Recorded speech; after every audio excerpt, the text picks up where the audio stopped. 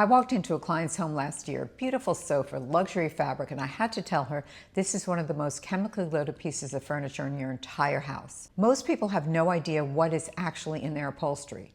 I'm going to show you exactly what I found and what I put in my clients' homes instead. If you're trying to make your home beautiful without harming your family, your health, or the planet, you are in exactly the right place. I've been designing with less toxic, compassionate materials for clients for 2 decades. That's a long time. Everything I'm about to tell you is what I use in real client projects, not sponsored content. So stay with me throughout this entire video, because at the end, I'm going to give you the 3 exact certifications I use to approve or reject any fabric before it ever goes into a home. First, I want to tell you about 2 fabrics that are in almost every living room right now that have a chemical profile closer to a toxic plastic bottle than anything natural. Let's start with why this matters. When people think about toxins in their home, I think most people think about paint. They think about cleaning products. Almost nobody thinks about their couch. Here's the problem. You spend more time in physical contact with your upholstery than almost any other surface in your home.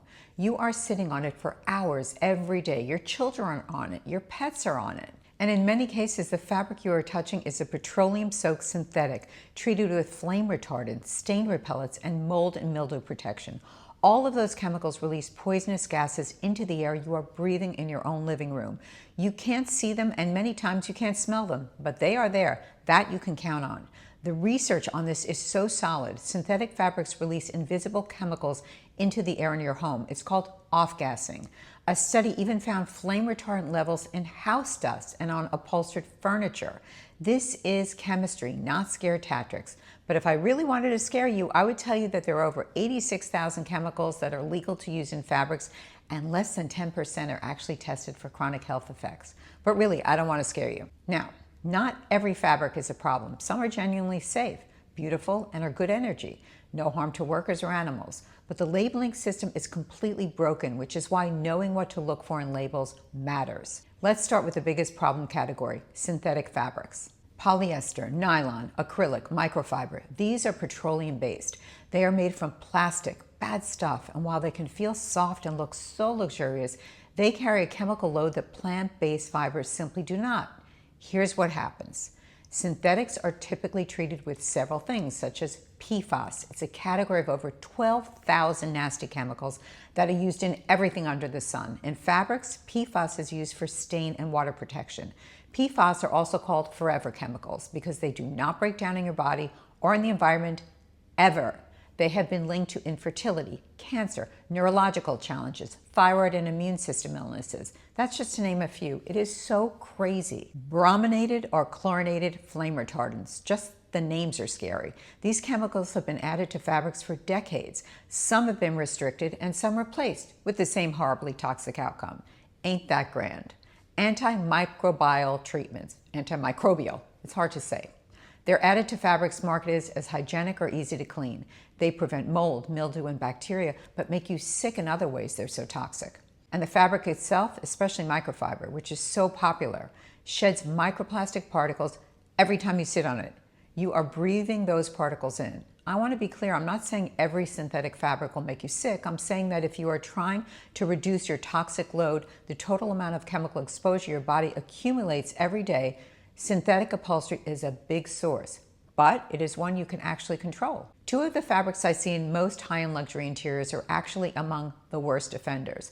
That might surprise you. I'll get there in 1 minute, but first, let's dive into some options that are good, but can be tricky if you don't read the label correctly. Plant-based fibers are not automatically safe, and this is the most nuanced that most non-toxic social media glosses over. I want to be honest with you about it. Cotton, the most commonly used upholstery fiber, is one of the most pesticide-intensive crops in the world. Conventional cotton carries pesticide residue. It's frequently treated with formaldehyde and other toxic finishes. So when something is labeled cotton, that tells you almost nothing without knowing how it was grown and processed. Linen, made from flax, is one of the cleaner plant-based options. Flax requires so little pesticides to grow, particularly in Europe. Linen naturally stays cool, which is great. It's durable and genuinely, it's so beautiful, and it's one of my favorites. Hemp, increasingly available and increasingly beautiful. It is evolving. Hemp grows without pesticides, requires very little water, and produces an extraordinarily strong, durable fiber. Hemp upholstery fabric has come such a long way in terms of design, quality, and texture. It's luxurious at the high-end level, and it is one of the most sustainable fibers available. Organic cotton, when certified, is a completely different product from conventional cotton, grown without synthetic pesticides, processed without toxic finishing chemicals, and when it has a GOTS certification, that's ideal. We're going to get into that certification in a bit. Tencel and Lyocell, these are semi-synthetic fibers, meaning the material starts as something natural but requires a lot of chemical processing to become an actual fiber to work with. So it's neither fully natural nor fully synthetic. It's insecure. It doesn't know who it really is. Tencel and Lyocell are derived from wood pulp, typically the eucalyptus or beech tree. The production process for the material is called a closed loop system. I know it's a lot of information, but it's important. You can always go back and listen to this again. Remember, education is power. Okay, closed loop system is really great because it means all the liquids that are used in the production process of turning wood into fabrics is recycled rather than those liquids being thrown out into lakes and rivers. That's called a closed loop system. Now, if you find a Tencel or Lyocell you like, it should have a certification called OEKO-TEX. They don't make it easy. I honestly think they were totally drunk when they came up with this name. It's insane, but you want that certification. Now, it does not mean zero chemicals. It means the chemicals are below the levels OEKO-TEX considers dangerous. Not that they're absent. So an OEKO-TEX certification is better than no certification. Get what I mean? That's what you want. Recycled PET, which is fabric made from recycled plastic bottles. Controversial in the non-toxic space and worth discussing, honestly. It's better than virgin polyester since it's recycled, less pollution, right? But it still off-gasses some of the same toxins as regular synthetic fabrics and still sheds microplastics. I use it very selectively and only with OEKO-TEX certification, confirming lower chemical emissions. You've made it so far. I'm so proud of you. I promised you which two fabrics are two of the worst offenders. It is polyester velvet and wool, both very bad fabrics. What you see in showrooms and the most beautiful Instagram interiors is almost always polyester velvet, a petroleum-based fabric typically with a stain-resistant toxic treatment applied. The velvet looks luxurious, it photographs beautifully, but it is one of the highest synthetic fabric exposures you can bring into your home, and it is trending. What I prefer and what is becoming increasingly available at the luxury level is Tencel velvet or hemp blend velvet that holds an OEKO-TEX standard certification that I mentioned. The texture is a bit different. The look, though, is genuinely gorgeous. The chemical load is dramatically lower, though. Wool itself isn't toxic. What's done to the sheep and the fiber before it reaches your home is. Wool is loaded with pesticides and chemicals like chlorine and plastic coatings, amongst many other poisons. It's also got the worst juju. It is a sad, awful industry for the sheep and the workers. I beg you to stay away from it. There are 3 certifications I look for. Everything else is marketing. First, GOTS, Global Organic Textile Standard. This is the gold standard for organic natural fibers. GOTS certified means the fiber was grown organically, processed without toxic chemicals, and the production is watched over. No sneaky backdoor corrupt stuff going on, know what I mean? If a fabric claims to be organic without GOTS, do not trust it. They're big fat liars. The certification requires verification. The claim alone does not. Am I a 6'2" blonde Swedish woman? No, I cannot claim to be one. Same thing with fake GOTS claims. Second, OEKO-TEX Standard 100. This certifies the finished fabric. That's the fabric that's sitting on your living room couch, not just the raw fiber, meaning before all the dyes, etc., are added to the fabric to make it look pretty. They were tested for over 100 dangerous substances. A fabric can be made from organic cotton, but still carry harmful dye chemicals. It can be a maze of confusion, I know. A good example is a red apple. The apple can be picked from an organic farm, but if artificial dye is added to make that apple look scrumptious, is it still organic? I don't think so.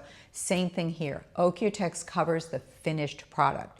This is the one I look for on every fabric, regardless of fiber type. Third, GOLS, Global Organic Latex Standard. This applies specifically to natural latex, using cushioning and padding inside the sofa rather than the fabric you see, but very important in upholstered furniture. If your sofa has a foam cushioning, and almost all do, the foam itself is a huge off-gassing source.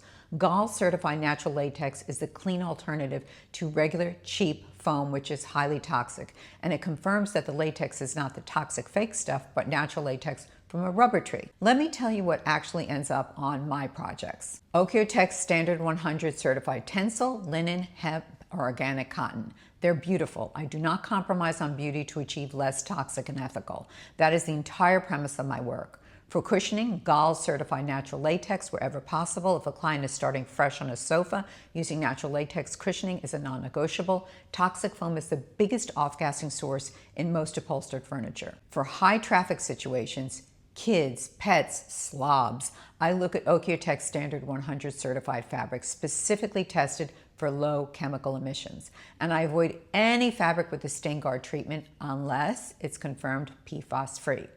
What I avoid entirely, anything described as antimicrobial, I said it right, any microfiber, again, any fabric with a stain treatment that cannot be verified as PFAS free. And of course, any fabric derived from highly toxic, unethical animal sources, which I will cover in a separate video.